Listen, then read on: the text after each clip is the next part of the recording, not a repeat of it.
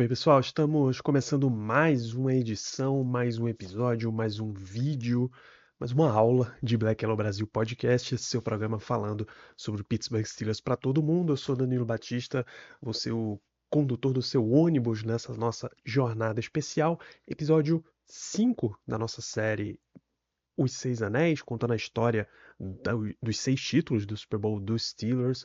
Hoje a gente vai fazer uma paradinha no Super Bowl 40, então a gente vai avançar bastante no tempo.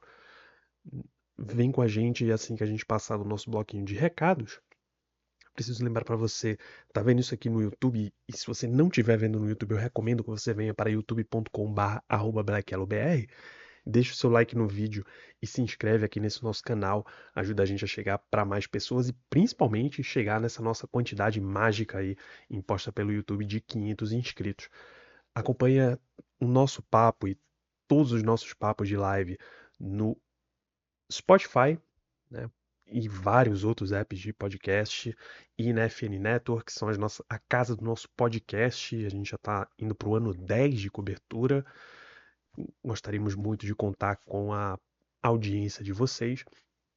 FN Network, somos fnn.com.br, casa de Black Yellow Brasil e mais vários projetos falando aí de NFL, NBA, MLB, NHL. O NBA, por exemplo, vou até dar uma datada aqui no vídeo. Eu estou gravando na madrugada de segunda-feira. O Oklahoma City Thunder acaba de ser campeão da NBA nessa temporada. O Florida Panthers foi campeão nesta última semana aí da NHL. Então tem conteúdo sobre isso rolando na nossa gloriosa FN Network. Confere eles por lá também em @somosfnn nas redes sociais. Dá uma chegada no nosso grupo de ouvintes, tá? Tem discussão de absolutamente tudo. Seja relacionado com Steelers ou não, o mundo do esporte, passa por lá pelo nosso grupo, manda uma mensagem pra gente, uma mensagem privada, uma DM, enfim, e a gente manda o link desse grupo. E você quiser trajar produtos Black Yellow Brasil, entra na nossa loja collab55.com/blackyellowbr. Camiseta, boné, moletom, chinelinho Black Yellow Brasil, tem muita coisa relacionada à nossa gloriosa torcida. Ajude a gente a pingar um cascalhinho na nossa conta, tá? Dados todos os nossos recados, embarquemos no nosso ônibus rumo à temporada dos Steelers. Então a gente vai falar aqui de mais uma temporada de título. É sempre bom trazer a nossa tela, a nossa apresentação para a nossa aula de história do Pittsburgh Steelers. Hoje a gente vai falar do Super Bowl 40 e onde foi que a gente deixou vocês nessa nossa sequência temporal aqui de aulas, né? Nos últimos episódios, o Pittsburgh Steelers era campeão do Super Bowl 14. Tá? Eles bateram o Los Angeles Rams e se sagraram campeão, tetracampeões, o primeiro time a alcançar os 4 títulos. Essa geração inteira aí, quase todo mundo foi tetracampeão. Era uma época em que o talento se mantinha muito na mesma franquia. E aí a gente dá uma sequência aqui na era Chuck Noll, né? 1980, o time atual campeão, atual bicampeão, né, consecutivo, teve muita lesão, a defesa perdeu o gás, eles caíram de segunda melhor defesa para 15ª, um ataque cheio de turnovers e acabou terminando 9-7. 81, time 8-8, o gás ainda não voltou. Em 82 eles voltaram aos playoffs com a campanha 6-3, é um ano de greve na NFL, cancelaram vários jogos. A classificação final foi feita sem divisão, o Steelers seria o segundo da sua divisão, da sua AFC Central, mas mesmo assim eles se classificaram, perderam para o Chargers no Wild Card. No ano seguinte é uma campanha 10-6, é uma campanha de playoff, mas o resultado em campo não é tão importante para a história do Pittsburgh Steelers quanto o que aconteceu antes da temporada 83. E a gente fala qual era o cenário. Conto para vocês. O Terry Bradshaw, ele vinha sentindo uma lesão recorrente no cotovelo direito, tá? Tem aqui a foto dele com o cotovelo dentro da banheira, uma reabilitação. Era um ano de um draft de quarterbacks fortíssimo. Ele passou por uma cirurgia, né, no cotovelo. Curiosamente, ele se apresentou na Louisiana. Louisiana que ele fez a operação? Sim, sim, Shreveport, Louisiana. Ele se apresentou para o hospital com o nome falso de Thomas Brady. Vocês sabem o que significa Thomas Brady para o mundo da NFL, né? O Tom Brady, que a gente conhece, tinha 5 anos de idade só nessa época daí.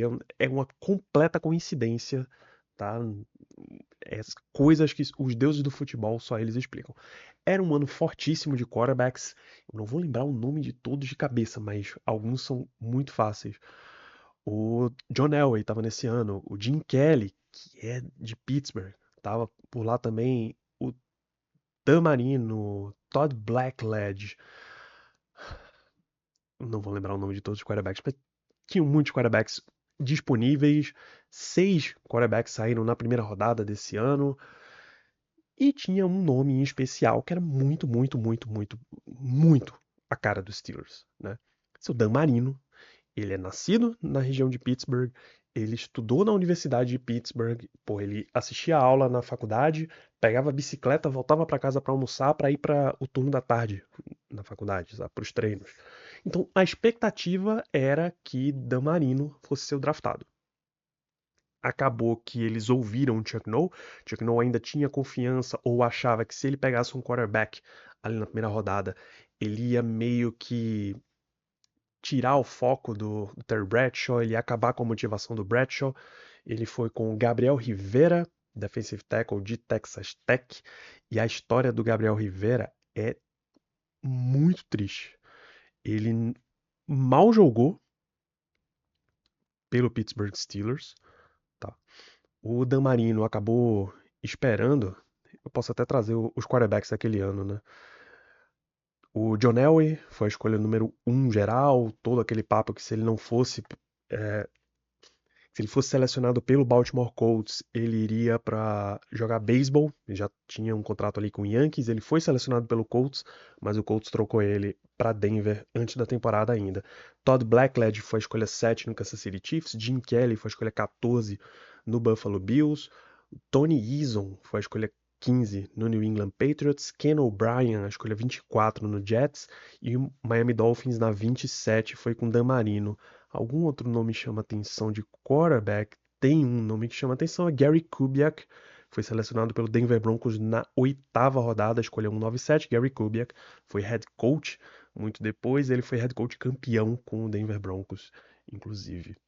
Como técnico, não como quarterback. O nosso glorioso Pittsburgh Steelers, ele sai com o Gabriel Rivera, como eu disse para vocês, ali na escolha 21. E o Rivera, ele acabou sofrendo um acidente de carro pouco depois, assim. Ele teve 6 jogos ali, conseguiu os 6 primeiros jogos, 2 sacks, mas em 20 de outubro de 83 ele sofreu um acidente de carro e ficou paralisado.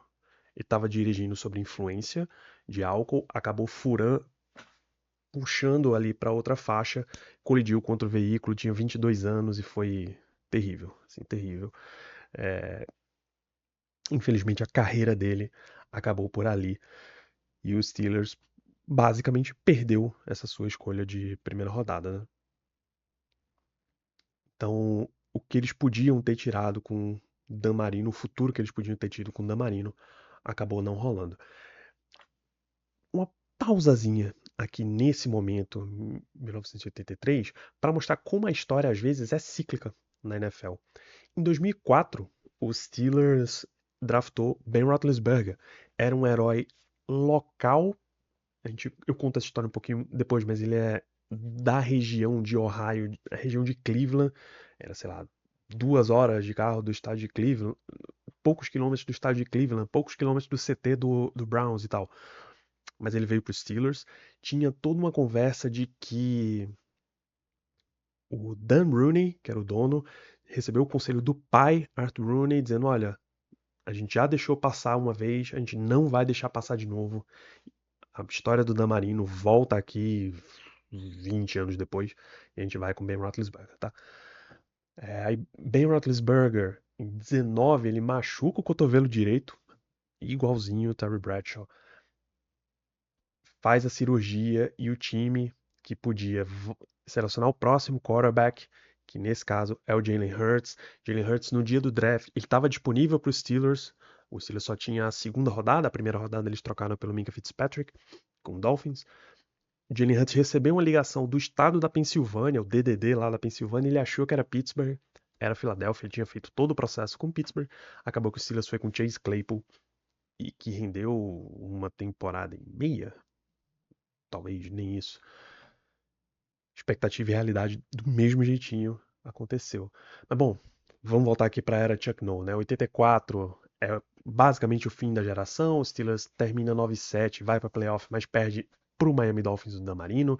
Em 85 ele despenca de 6-5 para 7, despenca de 9-7 para 7-9, né? Ah, eles começam 6-5 e aí terminam 7-9, só mais uma vitória nas últimas rodadas. 6-10, começa na temporada de 86 começa 1-6, termina 6-10. Você deu uma leve dignificada ali na segunda. Em 87, uma temporada 8-7.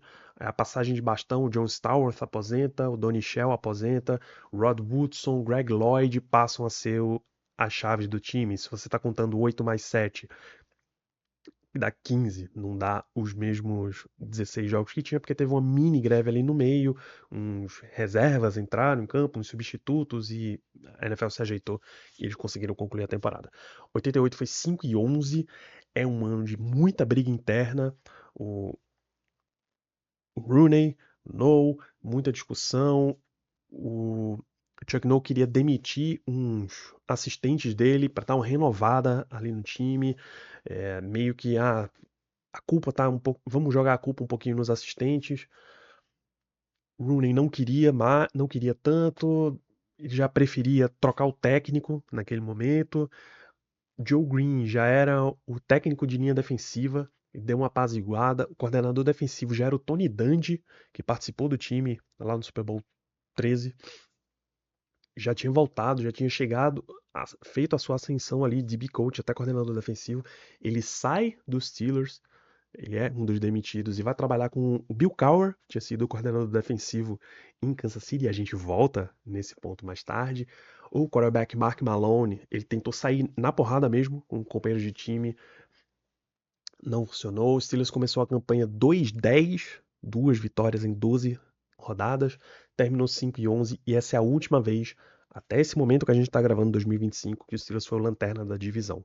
Aqui ainda era AFC Central, mas AFC Central ou AFC North, o Steelers nunca mais foi lanterna de divisão e eu acho que 5 é o menor número de vitórias que eles obtiveram desde então. Em 89 é uma campanha 9-7, o Steelers já estava se renovando, né? Mas a juventude cobrou o preço, eles eram muito verdes. Tomaram 51-0 por Browns na primeira semana, 41-10 por Bengals na segunda, mas chegaram aí a playoffs e esse é o único ano em que Chuck Noll foi eleito o técnico do ano pela NFL. Vai entender. 1990, outra campanha 9-7, mas um ataque muito ruim, sem touchdown ofensivo até semana 5. O esquema do coordenador ofensivo novo que o Chuck Noll trouxe era muito complexo, eles chegaram até a brigar por playoffs até o final. Em 1991, uma campanha 7-9, Neil O'Donnell, escolha de draft, começa a sua era como quarterback titular e o time termina pelo menos com 2 vitórias em casa. Tá? 1991 é o último ano da era Chuck Noll. Ele decidiu se aposentar da posição de head coach. Ele ficou como um consultor dos Steelers até falecer muitos anos depois, com essa declaração de que era hora de dar um passinho para trás, ir para o campo, sentir o cheiro das flores, ver como era a vida lá fora, sem ser um head coach do Pittsburgh Steelers. Como é que eles fizeram esse processo de substituição em 1992? Eles decididamente foram atrás de coordenadores defensivos. Um candidato era acho que Dave Winstead, que era o coordenador defensivo de Dallas. E o outro candidato... Pô, se a gente está encerrando aqui a era Chuck Noll, antes de falar do que vem pela frente, vamos fechar aqui como ficou essa geração, né? Cara, tem muita gente. Vou tentar passar muito rápido aqui, tá? Terry Bradshaw começou em 70, aposentou em 83. O mesmo ano saíram o Franco Harris, que chegou em 72, o Rocky Bleier, que chegou em 70. A linha ofensiva dos Steelers, John Kolb, left tackle, de 69 a 81. Cara, John Kolb, ele disputava campeonato de homem mais forte do mundo, sabe? Ele era realmente um cara muito parrudo. Procura umas fotos aí do John Colby, você vai ter uma noção disso. O Jim Clark, left guard, participou dos 2 primeiros Super Bowls, jogou entre 70 e 77. O Sam Davis já estava no time, era o reserva, assumiu como titular. Ele jogou entre 67 e 79 e ganhou os outros 2 como left guard. O Ray Mansfield foi o center nos 2 primeiros Super Bowls, jogou entre 64 e 76, e ele foi substituído pelo Mike Webster, que foi guard 2 anos, o guard reserva, e assumiu como center em 1976, e aí 76, 77, 78, jogou até 88 ali como center dos Steelers. Jerry Mullins, era o right guard entre 71 e 79. Gordon Gravel foi o right tackle de 72 a 76. Quando este saiu, acho que ele é um dos trocados dos Steelers, eu acho que ele foi pro New York Giants. O Larry Brown, que era tight end até 76, assumiu como right tackle. E ele foi right tackle nos 2 Super Bowls seguintes. O Lynn Swann, wide receiver, entre 74 e 82. E o John Stallworth entre 74 e 87. O John Stallworth se aposentou com o recorde da franquia de touchdowns, recorde da franquia de jardas, mesmo por alguns anos o Lynn Swann tendo ficado na frente dele. Só que aí você nota a longevidade, o cara jogou 13, 14 temporadas como wide receiver dos Steelers, né? E várias temporadas com quarterback, um nível de quarterback bem abaixo, né? O Terry Bradshaw, antes da Mel Blount Rule, jogava muito pouco, não era um quarterback prolífico para o time corria muito mais que passava. Depois do Terry Bradshaw, ele teve uns anos com quarterbacks mais ruins. O final da era Bradshaw também, com as lesões e tal. O Benny Cunningham jogou entre 76 e 85, ele pega ali a segunda fase de Super Bowls, né? E a gente fala também do lado de defesa, a linha defensiva. O L.C. Greenwood e o Joe Green entraram juntos na liga, saíram juntos na liga entre 69 e 81. Ernie Holmes, defensive tackle, começou em 71, mas em 77 deu alguns problemas para os Steelers. Ele saiu, como eu lembrei há 2 episódios, ele foi trocado, ele foi cortado e assinou com o Patriots e nunca voltou a jogar direito. Nessa mesma temporada, ele se aposenta. O Dwight White chegou a ficar até 1980 nos Steelers, que chegou em 71. O John Banachek foi meio substituto aqui do Dwight White. Como defensive end, ele é undrafted de 75, joga até 81. Entre os linebackers, o Jack Ham e o Jack Lambert chegam parecidos, né? O Ham em 71, o Lambert na lendária classe 74. Os dois param ali 82 e 84, jogaram os 4 Super Bowls. O outro outside linebacker era o Andy Russell, capitão de defesa, um veterano mesmo dos Steelers. Chegou em 63, antes da Revolução. Participou ali dos grandes anos da franquia, né? Entre 66 e 76. E para a segunda parte dos títulos, Robin Cole assumiu a posição dele. Mel Blount viu todo o processo dos Steelers, jogou entre 70 e 83, revolucionou a liga. Tem que lembrar a Mel Blount Rule, né? Que diz que os defensores só podem fazer contato com os recebedores nas 5 primeiras jardas. Depois disso, é considerado falta até o momento em que você for disputar a recepção, interceptação da bola. J.T. Thomas, o outro defensive back titular, jogou entre 73 e 81, menos o ano do Super Bowl 13, que ele precisou ser substituído por um problema, uma doença mesmo. Mike Wagner jogou entre 71 e 80, o Glenn Edwards entre 71 e 77, para os 2 Super Bowls finais aí do Tetra. O Donnie Shell era o titular, undrafted free agent em 74, jogou até 87 com os Steelers. Então, óbvio que tem muitos outros jogadores por aqui, mas os principais nomes, eles vão se aposentando todos ali no começo dos anos 80, porque NFL é um esporte muito físico. Os caras que foram se aposentando mais tarde eram ou os que eram reserva ou os que foram chegando depois mesmo. Tipo, o Donnie Shell passou muito tempo no banco, ele pôde se aposentar em 87. O John Stallworth passou muito tempo como um wide receiver 3, 2, pouco utilizado, ele pôde durar mais. O Mike Webster passou mais um tempo como reserva, também durou muito. E quarterback, e tinha muito do ego do Terry Bradshaw também, para ele ficar aí até 1983.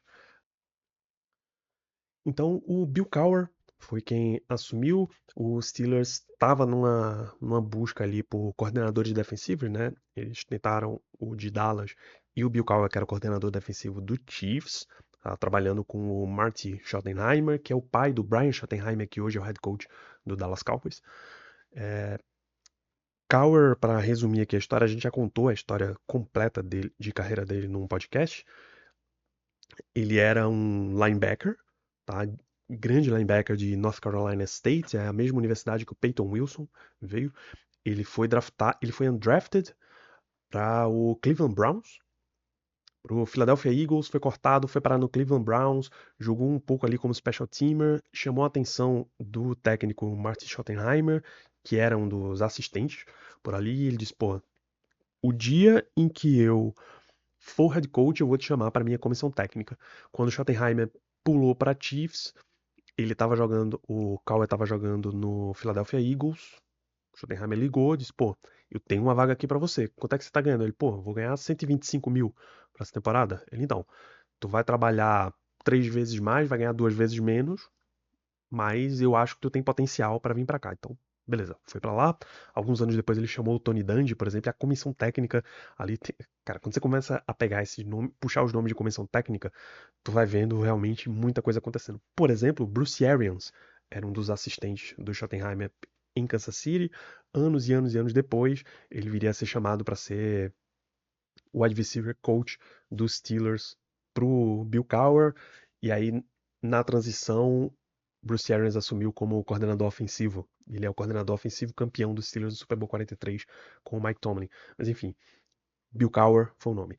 E essa quebra de gestão é muito, muito, muito clara. Quando você vê todos os relatos sobre Chuck Noll, é que ele era o cara extremamente sereno, extremamente professoral e num tom de se eu precisar te motivar, já tem uma coisa errada por aqui. Eu nunca vou chegar pra você e te dar motivação. Você já tem que estar motivado.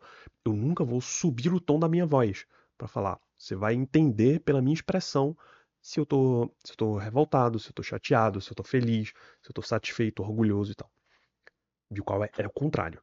Ele sabia que às vezes ele precisava ser a calmaria na tempestade que tá a cabeça do jogador, às vezes ele vai ter que dar a tempestade. Então, vídeos clássicos do Bill Cowher são ele gritando com o Cordell Stewart na beira do campo, ou os relatos dos jogadores que precisava de um face shield, assim, uma proteção, um anteparo de plástico, porque ele falava tão forte que cuspia na cara dos jogadores, sabe? Então ele é muito, muito forte. Na coletiva de apresentação ele dizia que seria muito sortudo se ele durasse 3 anos. Ele é um cara de Pittsburgh, tá? Da região ali da grande Pittsburgh. E ele dizia, pô, se eu durar 3 anos aqui como head coach, ele tinha 34.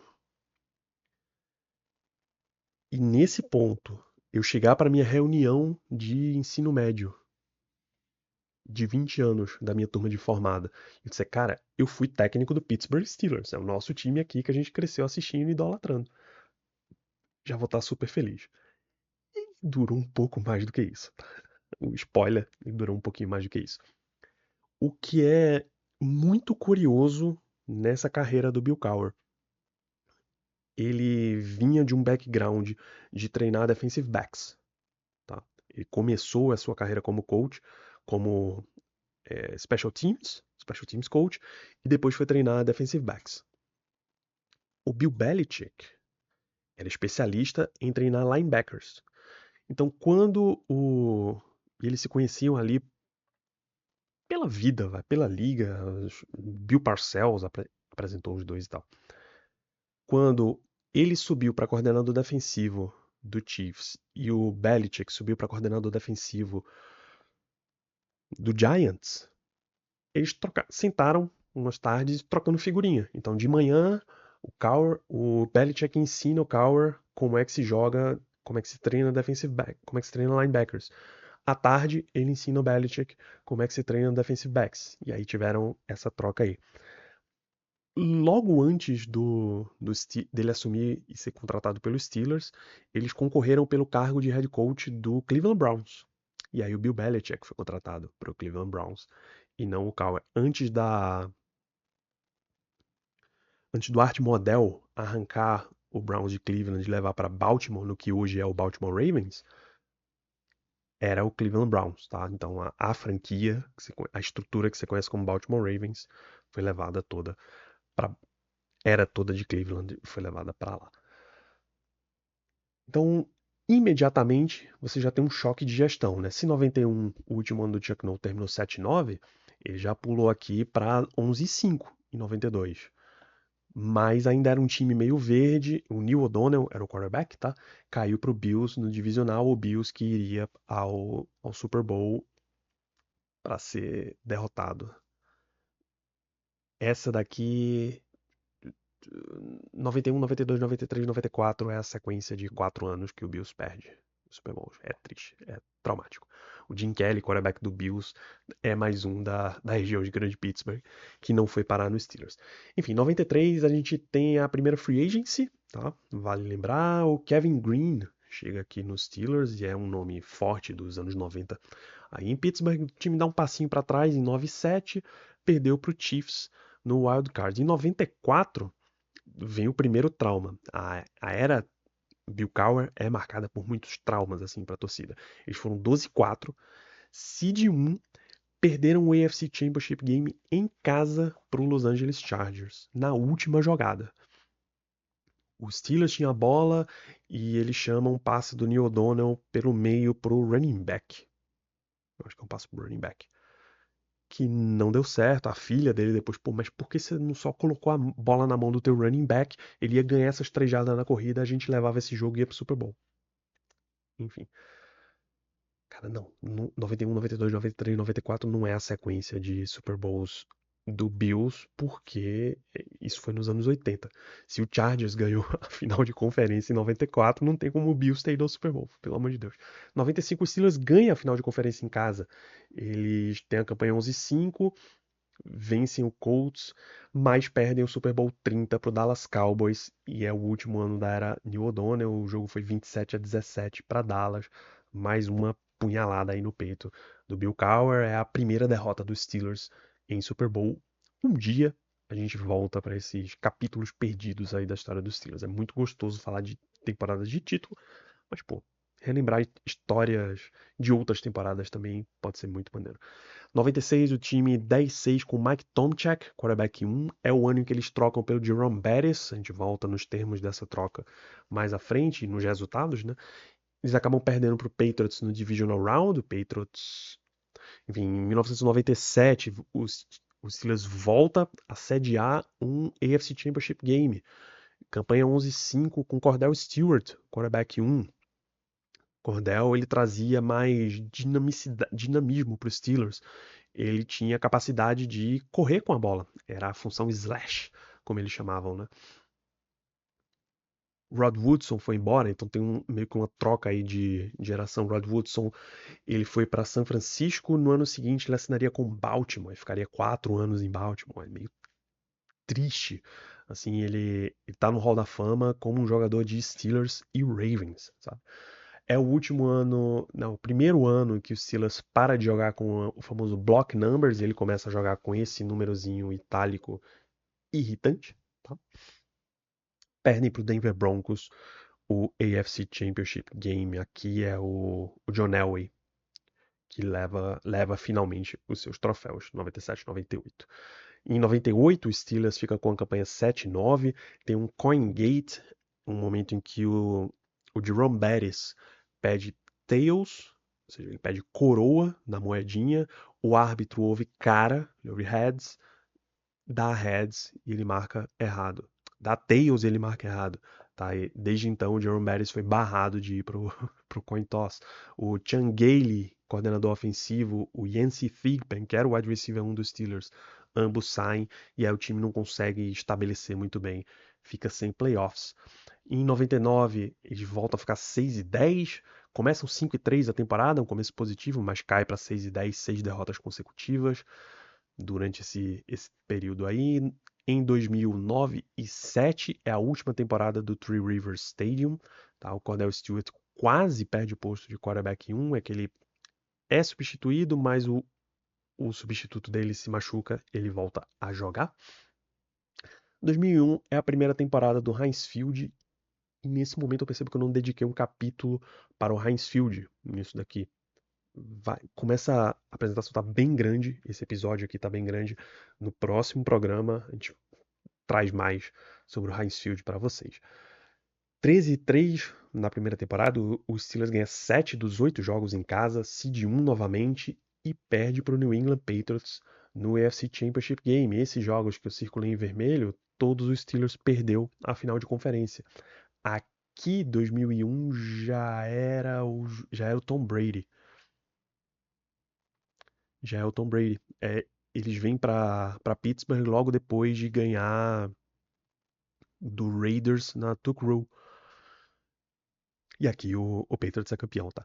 Em 2002, 10-5-1, começa a era Tommy Maddox como quarterback, né? Já não temos mais Cordell Stewart titular. O Steelers é o primeiro campeão da AFC Norte. Com a entrada do Houston Texans, ficam 32 franquias e a NFL faz um realinhamento, sai de 3 divisões por conferência para 4, de 6 divisões para 8, cada divisão com 4 times, e é do jeitinho que a gente conhece.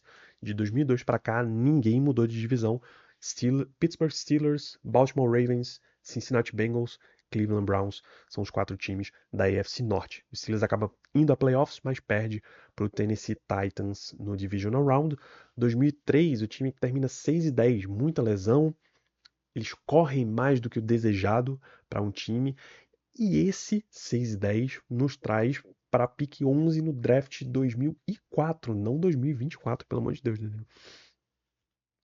Por que o draft de 2004 é relevante? Tem quarterback, tá? O Steelers ele estava satisfeito com Tommy Maddox, mas Maddox já estava ali nos seus 33 anos. A gente não estava na era super avançada da medicina hoje. 33 anos já é fase final de carreira. Então o que é que eles esperavam? Poder draftar um cara, deixar ele no banco do Maddox um ano, talvez dois, e aí o cara pode assumir. Naquela época ainda se negociava contratos direto com o calouro, não era tabelado por CBA como é hoje. Então você ia dar um contrato ali de provavelmente 6, 7 anos, você ainda ia ter o calouro por mais uns 4 anos num contrato bom, não é um contrato baratinho como é hoje, uma barganha, mas também não é um contrato super caro, tá? Então você ia conseguir ter essa flexibilidade, até porque era a pick 11, não era a primeira escolha geral. Naquele ano você tinha um monte de jogador de vermelho, né? O Eli Manning era um destaque vindo de Ole Miss, o Philip Rivers, jogando por NC State, tinha um probleminha de mecânica de passe, que passou a carreira inteira tendo, tá? Então vários general managers eram meio desconfiados com o Philip Rivers. Ben Roethlisberger tinha o problema de desconfiança de vir da Universidade de Miami, em Ohio, não é a Universidade de Miami Hurricanes, que a gente conhece, tá? E os Steelers tinham interesse no offensive lineman Shawn Andrews, do Arkansas. Foi um bom jogador, foi Pro Bowler, eu acho, draftado pelo Philadelphia Eagles, mas não era a estrela que foi nenhum dos outros três. Esses três caras foram geracionais, assim, para a liga. Eles marcaram anos e anos de uma geração. Então, quem tinha a primeira escolha geral era o San Diego Chargers. Quem eles queriam? Eli Manning. Era claramente a escolha número 1 desse draft. Quando eu digo que ele era a escolha número 1 desse draft, não significa que ele foi o melhor desse draft. Desses caras, Big Ben foi o melhor, tá? Não vou medir palavras, não vou fazer arrudeio, não. Ben Roethlisberger foi o melhor desses caras. Mas o melhor prospecto era o Manning, tá?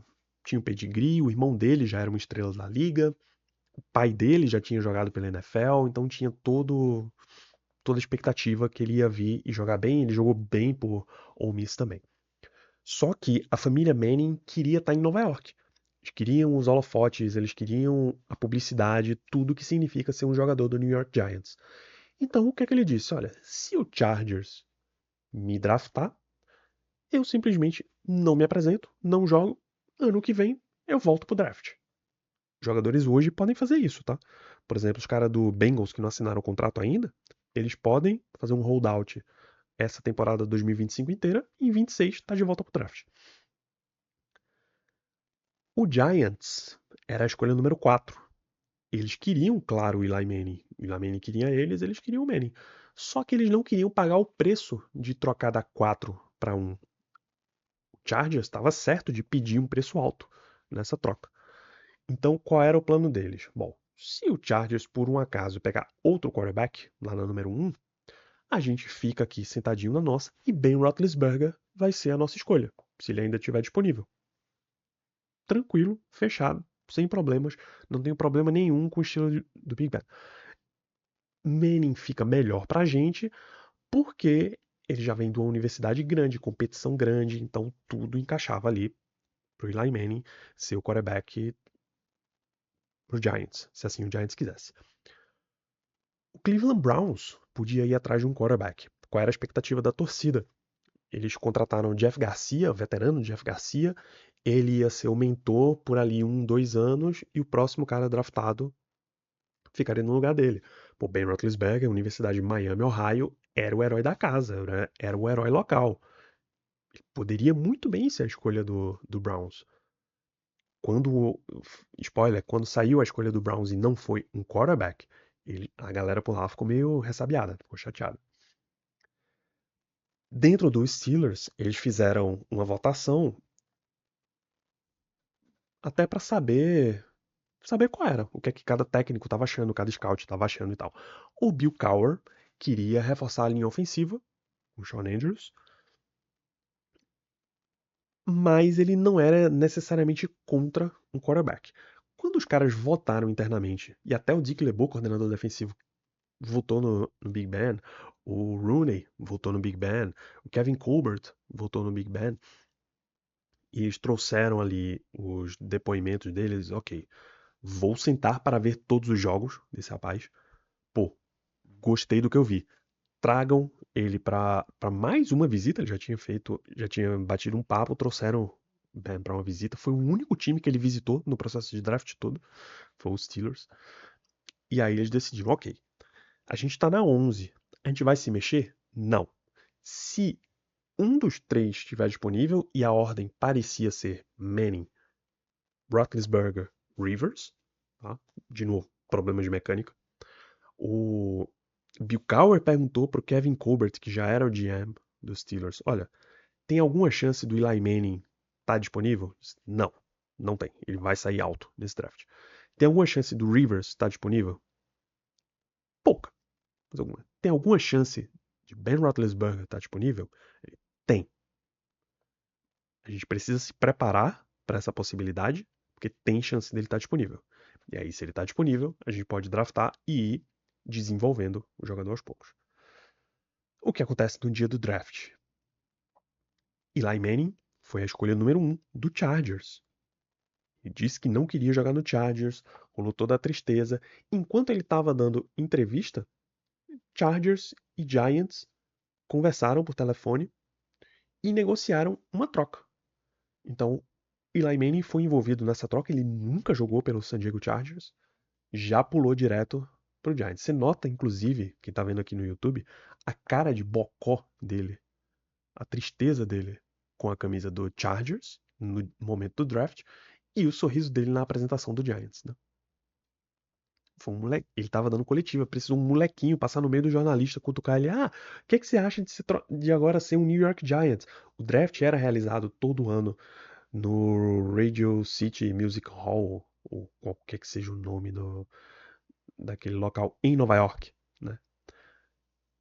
Eli Manning era um Giant. A escolha número 4 acabou sendo Rivers. Rivers não estava no evento draft, cara, tínhamos 6 prospectos por lá. O Chargers recebeu o Philip Rivers, mais uma terceira rodada de 2004, uma primeira e uma quinta de 2005, enquanto o Giants ficou com Eli Manning. E na escolha número 11, Ben Roethlisberger, da Universidade de Miami, Ohio, foi a escolha dos Steelers. Eles ficaram muito chateados de ficar até a 11, tá? A número 1 sabia que era pouquíssimo provável. Chegou no Chargers, chegou no Giants, 4, pô, o Chargers tá lá com o Rivers. O Chargers tá lá com o Manning. Se eles seguirem o plano deles e forem Roethlisberger na 4, Beleza. Se eles forem de Eli Manning, de Philip Rivers aqui na 4 pra fazer esse bem bolado aí com o Giants, dá uma quebrada pra gente. Eles foram e deu uma quebrada. Se nota nos vídeos a cara de decepção a cara de decepção do agente. Aí a sequência do draft, eu tô até abrindo a lista de escolhas aqui, que eu abri o draft de 2005, não o 2004. 2005 é o draft do Aaron Rodgers, novo quarterback do Pittsburgh Steelers. Bom, Eli Manning, Robert Gallery, Larry Fitzgerald, da Universidade de Pittsburgh, lenda da Universidade de Pittsburgh, foi escolhido número 3 pro Cardinals. Philip Rivers foi pro Giants, e aí rolou essa troca. Sean Taylor foi pro Redskins, safety, lendário. O Browns tinha escolhido número 6. Como eu disse, eles queriam um quarterback para ir desenvolvendo ali atrás do Jeff Garcia. Resolveram não ir, é um overreaction com o que eles tiveram com o Tim Couch no passado. Kellen Winslow, segundo tight end, foi a escolha do Browns. Não deu muito certo.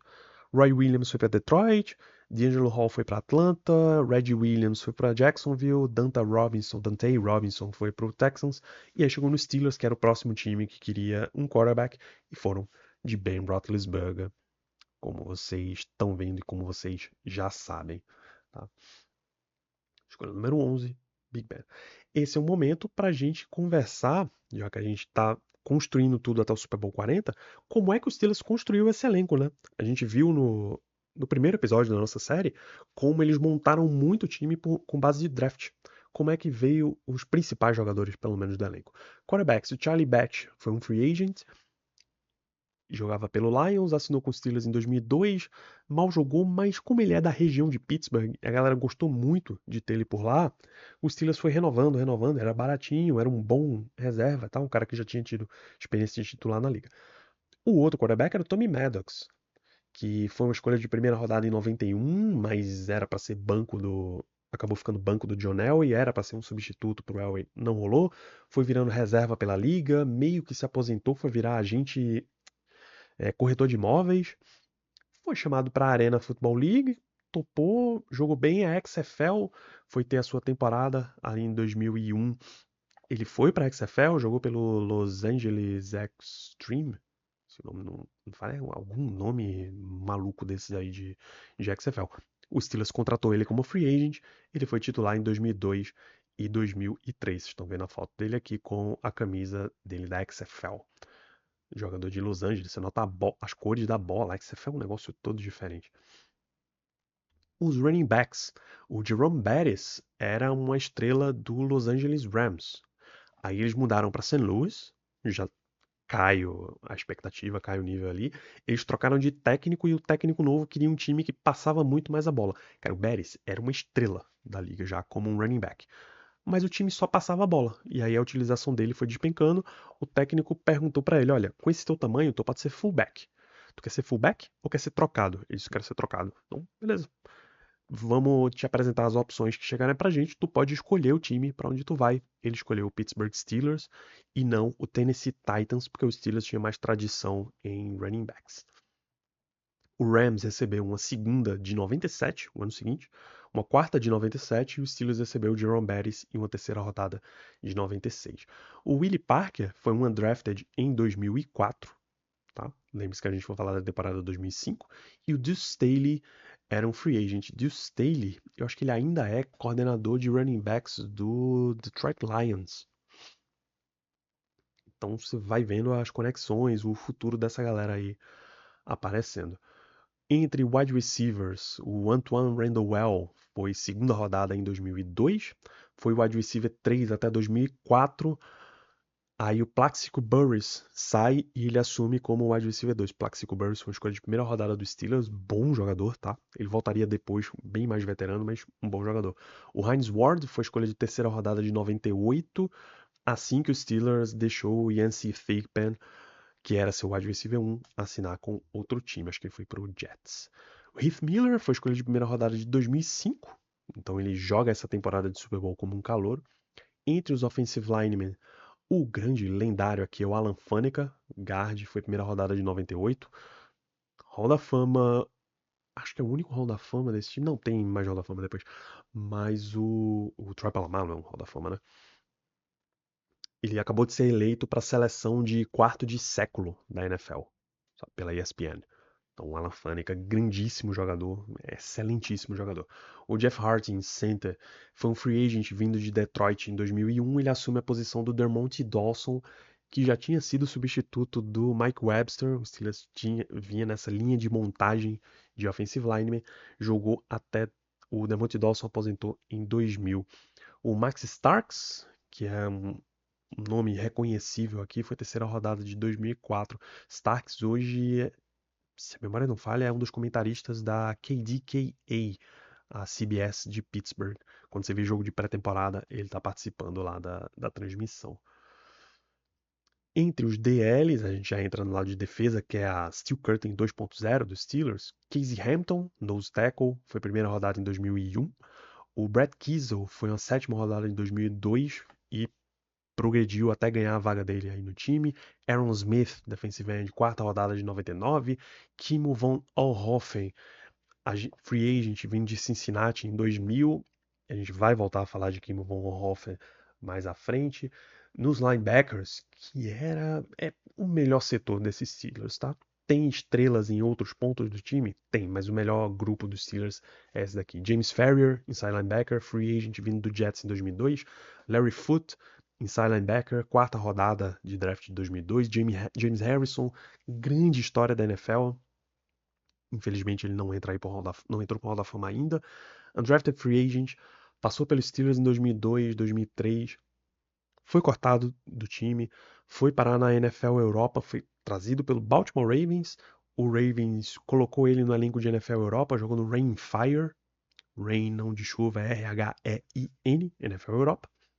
Volta para a NFL, para os Steelers no camp de 2004. Eles tiveram uma lesão do Clark Haggans. E aí ele mostra valor suficiente para ficar no time, tá? Ele não era titular nessa temporada, nessa campanha de 2005. O outro o outro outside linebacker, Clark Haggans, quinta rodada de 2000, e o Joey Porter, o senior, né, o pai do Joey Porter Jr., cornerback hoje, foi terceira rodada de 99. Haggans e Porter eram a dupla titular dos Steelers, James Harrison era mais de rotação. Por aqui tinha também o Jerry Olszewski, ou em alguma temporada anterior, Jerry O, que viria a ser depois técnico de inside linebackers dos Steelers. Os defensive backs, Chris Hope, free safety titular, terceira rodada de 2002. O Bryant McFadden, cornerback, segunda rodada de 2005. O McFadden é primo do Patrick Peterson, né, e eles têm um podcast juntos. Troy Polamalu dispensa apresentações de Hall da Fama excepcional. O Steelers tinha feito um acordo com o safety Dexter Jackson, saindo de Tampa, acabou assinando com o Arizona. Como não tinha o safety, eles deram um trade-up na primeira rodada, mandaram a sua 27, a 92 e a 200, né, uma primeira, uma terceira e uma sexta, pela 16, e aí draftaram o Troy Polamalu vindo de USC, e a lenda fala por si só. O episódio 43 do Black Yellow Brasil é contando a história dele. Ike Taylor, cornerback, quarta rodada de 2003, e o Deshae Townsend, quarta rodada de 98. Então a linha de secundária, Chris Hope, Troy Polamalu, os dois safeties, Deshae Townsend, Ike Taylor, os dois cornerbacks, Brian McFadden, um jogador de rotação. Temporada 2004, que é muito importante para a gente entender como vem 2005. O Charlie Batch machuca, tá, na pré-temporada, perdeu a temporada inteira, ficou o ano inteiro na injury reserve. Então o Steelers já estava com Tommy Maddox titular, Ben Roethlisberger reserva. Na semana 2, em Baltimore, o Maddox se machuca também. Então entra Ben Roethlisberger aqui. O que é que o time esperava? Que, pô, a gente vai ter que jogar com o nosso calouro. É muito raro a gente precisar usar tanto tempo o quarterback 3. Então deixa o calouro ir jogando ali, segurando a onda pra gente. Quando, sei lá, aqui pela semana 8, o Maddox estiver disponível de novo, depois da bye week, a gente volta com o nosso titular. Só que o time foi começando a ganhar. E o estilo de jogo Big Ben Se esse cara é físico, se esse cara que saía no bootleg, o Bill Cowher deu entrevista no podcast do Big Ben recentemente, o Footballing, e ele disse que impressionava desde o training camp esse estilo, mas sabia que era pra ir devagar, não deu pra ir devagar, vai tu mesmo, tá? E aí Ben Roethlisberger já entra com o pé no acelerador e o Steelers ganha todos os jogos na sequência. Eles ganham do Raiders na semana 1 com Maddox, perdem pro Ravens na semana 2 com Maddox e Big Ben e saem ganhando, bicho. Até chegar a 15-1. Nesse ano, o Steelers, obviamente, é a seed 1 com 15-1. Big Ben ganhou todos os jogos que ele disputou como titular na temporada de calor dele. Só que, mesmo seed 1, mesmo indo para playoffs, os Steelers vence o Jets na prorrogação no Heinz Field, mas acaba tomando uma surra do Patriots, do Bill Belichick e do Tom Brady na final de conferência. É mais uma final de conferência que o Steelers perde em casa, sendo a seed 1 mais uma punhalada no peito do Bill Cowher. Todo mundo envolvido ali começou meio mais veterano, começou a se questionar, né? O Bill Cowher ficou naquela de, pô, não vai vir nunca, nunca vai ser a minha vez. É isso, vou ter que aceitar. Já tinha um estigma ali meio de que o Bill Cowher era um amarelão, que ele não ia conseguir fazer os Steelers dar o próximo passo. E vejam como o mundo é cíclico. O cara tava botando o time na final de conferência e mesmo assim ele não era suficiente porque o time não estava sendo campeão. Então não pensem, por exemplo, que para o Mike Tomlin só ganhar um jogo de playoff vai ser suficiente. Enquanto ele não for campeão, vai ficar toda essa nuvem, mas porque ele não ganha, porque ele não ganha, porque ele não ganha, porque ele não é o suficiente. Tá? E o outro cara que se questionou muito, obviamente não é Ben Roethlisberger, é Jerome Bettis. Ele sai muito triste do jogo, ali ele estava decidido a se aposentar. Quando ele contou no vestiário que era o último jogo deles, os caras todos deu uma choradeira generalizada.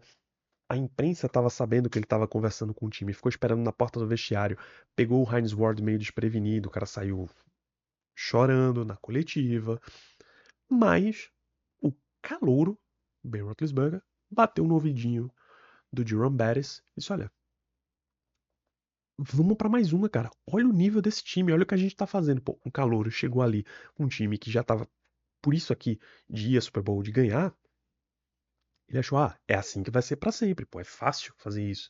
E todos os outros caras pensando, irmão, tá sendo calouro, pô, tu tá sendo juvenil, não é mole ganhar na NFL como tu tá pensando. Mas ele ficou, pô, Betts, vamos, vamos. Aí enquanto o Betts estava no Pro Bowl, os caras tava mandando mensagem pra ele, então, cara, a gente já tá comprando passagem aqui pra Detroit. Tu tá sabendo que Detroit foi escolhido como a sede. O Jerome Bettis é de Detroit, né? Detroit foi escolhida como a sede do próximo Super Bowl. Como é que tu vai se sentir quando a gente estiver lá na tua casa e tu estiver vendo da arquibancada? Vamos jogar com a gente, pô. Então, o Big Ben convenceu o cara que volta pra mais uma e esse ano a gente vai vencer. E aí, 2005 é efetivamente o ano do Super Bowl 40. Eu disse que esse episódio ia ser comprido. Só que na pré-temporada, seu Jerome Bettis se machuca. Precisou dar vaga para o Willie Parker, porque o Deuce Staley, o outro running back, também tinha se machucado.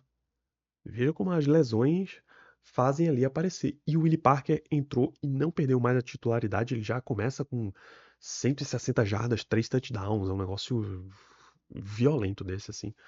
O Willie Parker foi o titular dos Steelers na temporada inteira. O Jerome Bettis ficou muito como mentor. Sempre que ele podia, ele estava puxando o Parker para uma conversa. E ele virou o closer dos Steelers. Ou seja, o Bill Cowher dizia, olha, eu vou te colocar para correr atrás do Willie Parker o jogo inteiro. Quando tu tiver esgotado, meio palmo de língua para fora, tu não vai aguentar a potência física do Jerome Bettis. O ônibus, the bus, vai te atropelar. E era assim que os Steelers conseguiam o jogo, eles corriam bastante até para tirar a bola da mão do semi-calouro Ben Roethlisberger. O time tinha um bom entrosamento ali ofensivo, né? Ainda mais acrescentando o Heath Miller, um tight end, é o melhor amigo de um quarterback jovem ou calouro.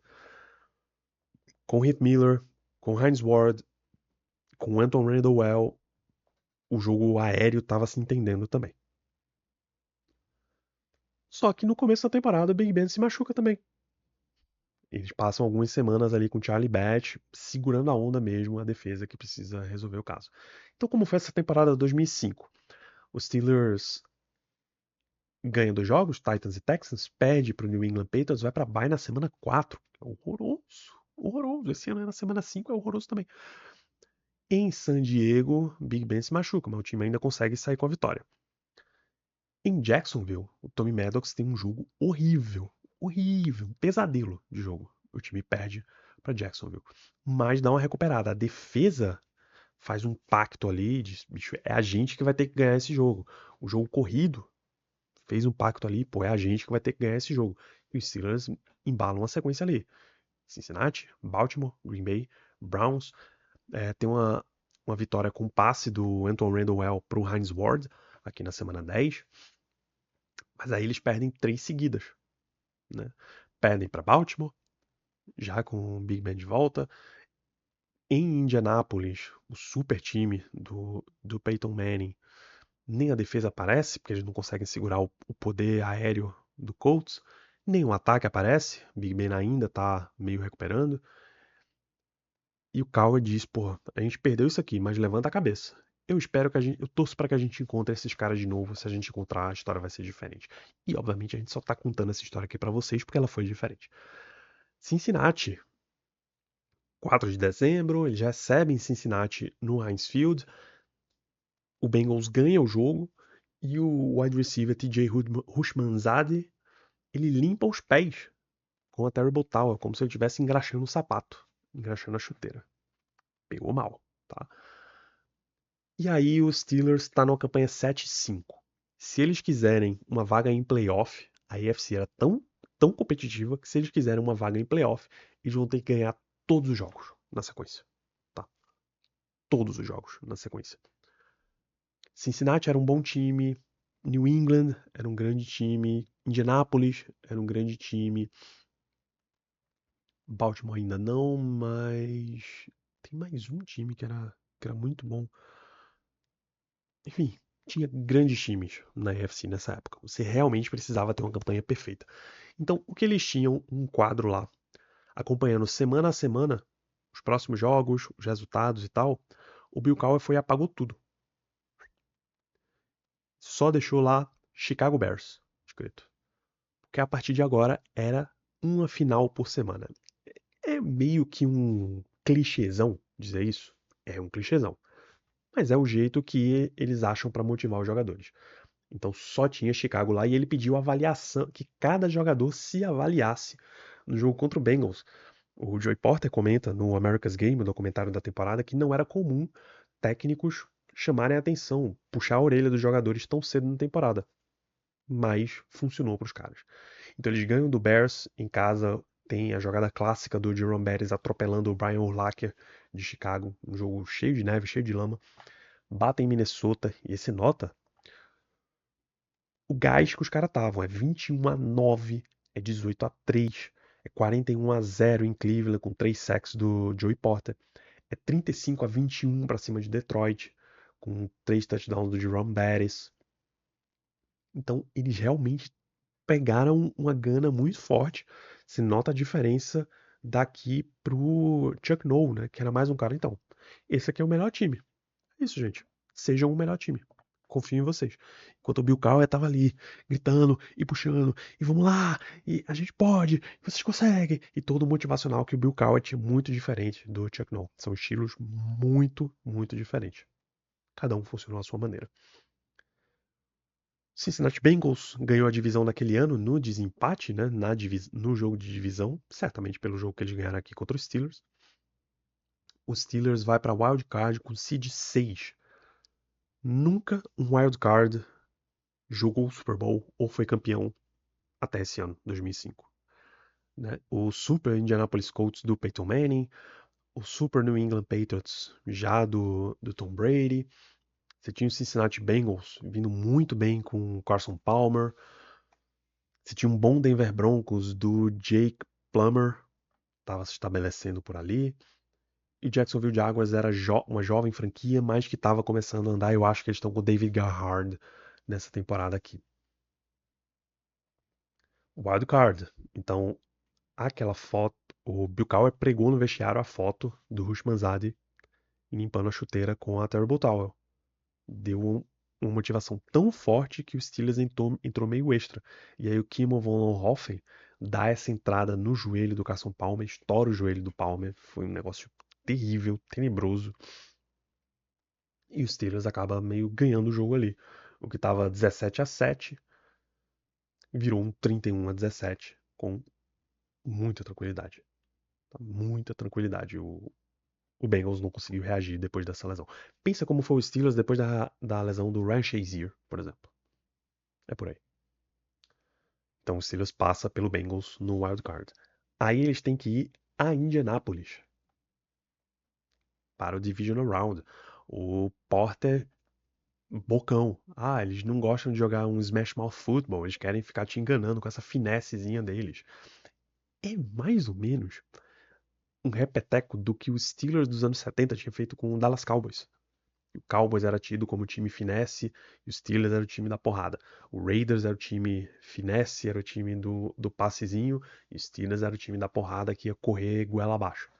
Bom, os técnicos eram amigos, né? O Bill Cowher, técnico dos Steelers, e o Tony Dungy, que já tinha sido coordenador defensivo de Pittsburgh, inclusive head coach do Indianapolis Colts. Na semana 11, 12, que semana 12, tinha rolado um 26-7, né? O Steelers chegou a fazer 21-18. Começou o jogo passando a bola. Super bom, cara. Assistam esse jogo, tá? Vou tentar lembrar de deixar o link no post. Assistam esse jogo. Jogaço. Tinha no finalzinho do jogo campanha pro Colts virar aqui. Uma interceptação do Troy Polamalu foi revertida, deram um passe incompleto. O time ficou puto, em especial o Joey Porter. Ficou puto, ficou, porra, vão roubar a gente assim mesmo. Absurdo, absurdo. Aí na terceira descida, ele mete um sack no Peyton Manning. Na quarta descida, ele mete outro sack no Peyton Manning. Aí, pô, acabou, né? Pô, vamos pra Denver, vamos pra final de conferência. Tá resolvido? Negativo. Quando eles estão correndo pra matar o jogo, ali eles estão com formação de goal line. Então, quando você tá em goal line, você quer um monte de cara forte, parrudo, pra abrir o espaço à força e teu running back, que também vai ser um cara de força, entrar. Eram umas 3 jardinhas ali. E o Javon Bettis comete um fumble. O Brackett, tá aqui na imagem, ele vem com o capacete certinho na bola e a bola escapa e um 25 aqui recupera e tá retornando. Só tem um jogador em posição para taclear o cara e é Ben Roethlisberger. Ele consegue enrolar ali, fazer um vai e vem, vai e vem. O cara correu até bem, tá? Ele tá correndo na direção do Big Ben, o Big Ben tá de costas e ele tenta. Opa, vai virar pra cá? Não. Vai virar pra cá? Não. E o cara vai, vai, vai, mas o Big Ben consegue pegar ele pelo joelho, pelo pé, que é tempo de um OL, um cara mais forte mesmo, chegar e finalizar o tackle. E aí ele para aqui. A bola tá na mão do Peyton Manning. Ele consegue uma campanha para um field goal. 21 segundos no relógio, field goal de 46 jardas, o Steelers chama um timeout. O Mike Vanderjagt não gostou do timeout. Ah, icing the kicker, né? Quer esfriar alguém? Tô te vendo aí, meu Cauê. Esfria isso aqui que eu quero ver. Tomou uma falta de conduta antidesportiva, atrasou, empurrou um pouquinho para trás do field goal. Ele vai chutar e ele chuta para fora. O Vanderjagt vinha perfeito naquela temporada. Naquela pós-temporada, né? Os playoffs. E ele errou o chute decisivo que botaria o Colts no Super Bowl. Que coisa, né? Que coisa. Era o primeiro Super Bowl do Peyton Manning. Vi uma campanha espetacular. O Jack chutou para fora. E os Steelers é quem vai para o AFC Championship Game. Tá? Ben Roethlisberger sai com a bola do jogo e ele entrega na mão do Jerome Bettis. Eu te prometi. Essa daqui é uma bola de jogo. Faltam mais duas. A gente vai buscar. 21-18 em cima do Colts no Divisional Round. O AFC Championship Game foi muito mais fácil. Os caras jogaram basicamente um jogo perfeito. Você tem sack aqui do Joey Porter para cima do Jake Plummer, 34-17. Eles vão levar o bus para Detroit. Ben Roethlisberger pega a bola do jogo e entrega na mão do Jerome Bettis. 2. Falta mais uma. O que foi em números a temporada 2005, para dar o panorama antes da gente ir para a grande final. Ben Roethlisberger, 12 jogos, né? Ele teve uma lesão, perdeu uns 4 joguinhos ali. 168 passes completos, 2.385 jardas, 17 touchdowns, 9 interceptações. Hines Ward, wide receiver 1, 69 recepções, 975 jardas, 11 touchdowns. Baita número. Mesmo 20 anos depois ainda é um baita número. Antoine Randall, wide receiver 2, 35 recepções, pouquinha coisa, 558 jardas, 1 touchdown, pouca coisa. Mas ele fez 3 passes, ele lançou 3 passes para 67 jardas e 1 touchdown, um deles para o Hines Ward.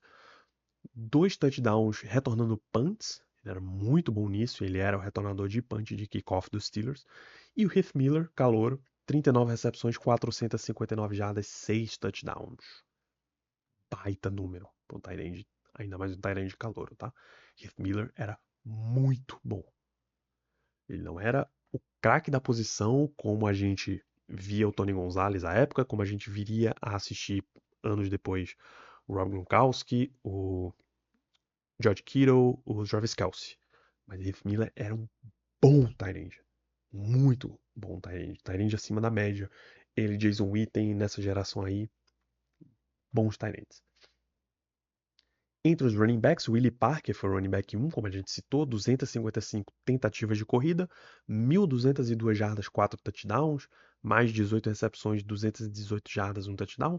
O Jerome Bettis era o closer, entrava mais ao fim dos jogos ou situação de jardagem curta, 110 corridas, 368 jardas, você nota a proporção, mas ele teve 9 touchdowns. Então, goal line situation, né, quando o time está ali na beirinha de entrar na end zone, entrega para o Jerome Bettis e é ele que vai converter. A defesa, o Joey Porter Sr., 10 sacks e meio, 4 fumbles forçados, 2 interceptações, 4 passes desviados. Clark Higgins, 9 sacks, 4 fumbles forçados, 2 passes desviados. O James Farrior, 2 sacks, mas ele teve 121 tackles, 76 solo. Larry Foote, 3 sacks, 102 tackles, 76 solo. Troy Polamalu, 92 tackles, 74 solo, 3 sacks, 2 interceptações, 8 passes desviados, um fumble forçado. Ike Taylor, 91 tackles, 75 solo, 1 interceptação, 20 passes desviados, é um número gigantesco.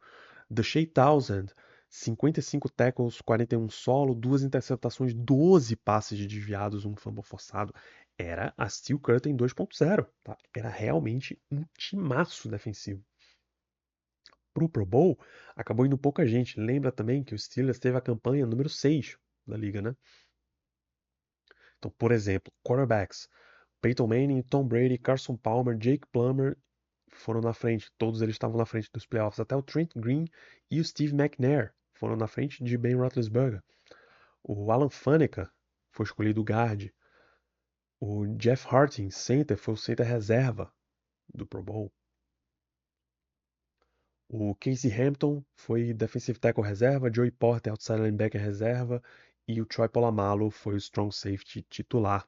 Tá? Você nota vários caras de Indianápolis, né? Peyton Manning, o Edwin James, o Marvin Harrison, o Tariq Glenn tackle, o Jeff Saturday center, Dwight Freeney, tem mais Indianápolis, o Cato Dune outside linebacker, né? Bob Sanders free safety, então tem o Colts era o time do momento. Assim, tá? Na seleção de All-Pro naquele ano, Faneca, Polamalu e Randall Well como retornador de punch foram para o First Team. O Joey Porter foi para o Second Team All-Pro. Os Steelers, em 2005, era o 9º melhor ataque em pontos marcados. Era o 15º em jardas aéreas, em jardas avançadas, 24º em jardas aéreas, era um quarterback semi-calouro, e o 5º em jardas corridas. A defesa era a 3ª melhor em pontos cedidos, 4ª em jardas, 16ª em jardas aéreas, mas a 3ª em jardas corridas. Estamos quase, gente. O adversário dos Steelers, né? A gente citou aqui toda a campanha 2005 de Pittsburgh. Quem veio para jogar foi Seattle Seahawks. Era um time dos mais fracos da liga. Eles entram em 1976. Nos anos 90 eles eram dos mais fracos. Nos anos 2000 eles deram uma revolucionada. Esse cara aqui, Paul Allen, ele revoluciona os esportes de Seattle como um todo. É dessa época que eles também trazem o Seattle Sounders pro, da segunda divisão, entre aspas, do futebol para a MLS. O Key West Field, que depois viria a ser CenturyLink Field, que hoje é o Lumen Field em Seattle, deu uma revolucionada para os caras. O Mike Holmgren, como head coach, foi muito forte. Então eles eram uma boa organização. Tá? O Paul Allen também revolucionou o Portland Trail Blazers. Né? Então eles tinham o Matt Hasselbeck, bom quarterback. Também não era uma estrela da liga, mas era um bom quarterback. O Shaun Alexander, grandíssima temporada. O Shaun Alexander, 2 anos depois ele viria a ser capa do Madden. Né? Então eles tinham uma boa estrutura. Tá? Mike Holmgren veio a ser campeão depois com Green Bay. Ele foi o técnico que levou. Na verdade, ele foi campeão antes. Ele foi o técnico que levou o Brett Favre para Green Bay. A árvore Mike Holmgren de técnicos é gigantesca. Mike Holmgren Coaching Tree. Do Mike Holmgren saem Andy Reid, sai o John Gruden, do John Gruden vem o Matt LaFleur, o Kyle Shanahan, sai o Jay Gruden também, sai do Andy Reid, você vai ter o Jim Harbaugh, o John Harbaugh, na verdade, o Doug Peterson, a Ron Rivera, o Sean McDermott. Essa turma aqui do Shanahan e do McVay participaram da árvore do Shanahan pai, né, o Mike Shanahan. Então, cara, tem muita gente aqui. Muita gente. Pat Shurmur tá nessa árvore, Steve Wilkes, Frank Reich, Matt Nagy. Então, bicho, é uma árvore muito grande. O nosso glorioso Cowher, ele vem da árvore do Marty Schottenheimer, que é a árvore do Marvin Lewis, também, do Tony Dungy, do Mike McCarthy. Da árvore do Tony Dungy saiu o Mike Tomlin. Tem o Hugh Jackson nessa história, tem o Pete Carroll, Vance Joseph, o Dan Quinn. Tem muita gente aqui nessa história, muita gente. Então, cara, você nota que são árvores de técnicos da NFL muito, muito, muito prolíficas. O Mike Holmgren é muito forte. Seattle tinha o melhor ataque de toda a liga em pontos marcados, o segundo melhor em jardas avançadas, era o 13º em jardas aéreas, mas o número 1 em touchdowns, mesmo tendo passado por lesão dos seus dois wide receivers. Terceiro melhor em jardas corridas, sétimo em pontos cedidos, 16º em jardas cedidas. Sua defesa, a 25ª, que é a sétima pior defesa aérea da liga, mas era a quinta melhor em jardas corridas. Né? No Pro Bowl foram Matt Hasselbeck, quarterback, o Shaun Alexander, running back, Max Strong, fullback, Walter Jones, tackle, guard Steve Hutchinson, lendário também, tá? A seleção de um quarto de século da NFL que eu citei agora, da ESPN, tinha o Alan Faneca e o Steve Hutchinson como guards. O Robbie Tobeck, center, e o Lofa Tatupu, inside linebacker. E foi calouro defensivo do ano, se não me engano, inside linebacker. E no time All-Pro, Shaun Alexander, que foi MVP e jogador ofensivo do ano. Então você nota o tanto que esse cara jogou. O Max Strong, fullback, Walter Jones e o Steve Hutchinson, offensive lineman, 4 All-Pro nesse time. Tá? Os Steelers também. Como é que eles conseguiram chegar aqui? Começaram a temporada com derrota, 2 vitórias, 1 derrota, e aí empilharam 11 vitórias seguidas. Batendo inclusive Indianapolis, que era um dos grandes times da temporada. Só pararam aqui em Green Bay quando eles já estavam classificados. Seed número 1 para Seattle. e eles vencem aqui os seus dois jogos para chegar ao Super Bowl 40. O que a gente tem pré-Super Bowl 40? Joey Porter de novo falando mais do que ele devia, chamando principalmente o Jeremy Stevens, tight end de Seattle, para briga. Ele, eles querem briga? Pô, tô pronto pra brigar. O Jeremy Stevens é muito soft, não vai aguentar o impacto de eu estar ali jogando com ele. Então, Joey é isso daqui, Jeremy é isso, é quase o Harvey Specter falando. Então, falou mais do que a boca e o Bill Cowher já tinha dado uns 3 puxões de orelha nele durante a temporada, não adiantou, ele continuou falando. Não vai ter o que fazer, pô, o cara já falou tudo isso aí, a gente vai ter que só conviver com os resultados disso. O Super Bowl 40 foi no Ford Field, em Detroit. Antes do jogo, eles fizeram uma tradição que já tinha rolado no Super Bowl 20, no 30, de Super Bowl MVPs anteriores desfilarem. Por exemplo, aqui na imagem você tem o Terrell Davis, o John Elway, foram MVPs pelo Broncos. O Kurt Warner foi MVP pelo Rams. Então tinha uns caras, só estavam faltando 4. Um deles tinha falecido. O Terry Bradshaw e o Joe Montana estavam meio desentendidos ali com a NFL. E teve um outro jogador que não pôde porque ele estava viajando pela Austrália, já tinha os outros compromissos familiares. Mas basicamente todos os outros participam, todos os outros 39 menos 4, 35 MVPs estavam lá. E na entrada dos jogadores tinha uns banners com o nome de cada um deles e o logo do Super Bowl.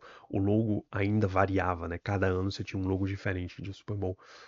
Mas recentemente a NFL aboliu isso daí. Como era Detroit, e aí a gente lembra que o Jerome Bettis queria aposentar, os caras convenceram ele a voltar, dizendo, pô, a gente vai jogar na tua casa e tu não vai estar lá. Então tudo dos Steelers no Super Bowl 40 gira em torno do Jerome Bettis. Eles chegam a Detroit, o voo deles, todos vestindo a jersey número 6 de Notre Dame do Bettis. Curiosamente, a jersey verde dos Fighting Irish, camisa 6. Mesmo o Troy Polamalu, cria de USC, vestiu a jersey de Notre Dame, dizendo: olha, é só por você, Bettis, eu não faria isso por mais ninguém. Os jogadores foram jantar na casa do Jerome Bettis. Você tá vendo aqui o Hines Ward e Ben Roethlisberger mandando um prataço. Jerome recebeu a chave da cidade das mãos do prefeito e um momento super significativo na hora da entrada em campo. Vocês estão vendo inclusive aqui os banners, né? Super Bowl 2 do Brady, um do Lewis, um do Elway. Tem mais uns do outro lado aqui também. O Porter chegou pro Bettis. Jerome, a gente sabe o quanto esse jogo significa pra você. Desde o Super Bowl 36, eu acho. Desde o primeiro que o Patriots ganhou, em 2001, eles passaram a apresentar o time inteiro e não jogador por jogador, como a gente viu nos Super Bowls lá dos anos 70, né? Então o time inteiro ia entrar de uma vez. Então eles disseram, pô, Jerome, você puxa a fila. Tu vai, se exibe aqui pra tua torcida, pra tua galera, pra tua casa, a gente vai estar logo depois de você. Pô, beleza, pô, obrigado, vai ser uma honra e tal. E aí o Beres puxa a fila e o Joey Porter, opa, segura aqui todo mundo. Deixa ele correr sozinho. Quando ele tava lá pela linha de 30, já. Vamos! Quando ele virou e viu que não tinha ninguém, o arrepio completo. Eu me arrepio. Imagina o cara. Cara, os caras fizeram isso pra mim. Pô, vocês são incríveis. Ele conta que o Joey Porter ganhou muitos pontos no coração dele com isso daí. Então esse é o Super Bowl. Isso é tudo que cerca o Super Bowl 40. Só nos resta ver os titulares dos times. Os Steelers vêm com Ben Roethlisberger, quarterback. Seus wide receivers Anton Randall e Hines Ward.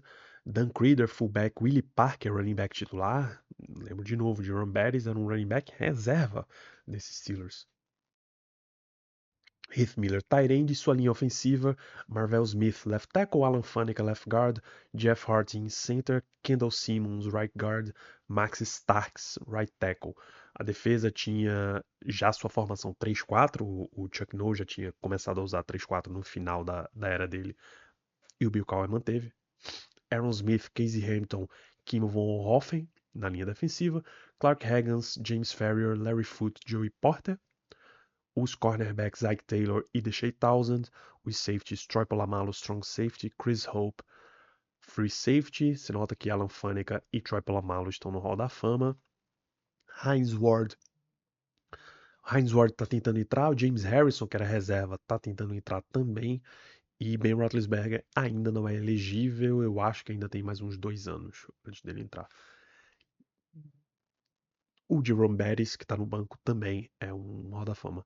De resto, acho que mais ninguém vai entrar no Hall da Fama, cara. Não esperaria muita coisa. Se alguém dessa turma toda fosse, talvez seria o Joey Porter, mas eu duvido que a NFL vá liberar. No caso do Seahawks, destaques para o Walter Jones e Steve Hutchinson, 2 Hall of Famers, para o Matt Hasselbeck e para o Sean Alexander, running back, e que era o MVP dessa temporada, tá?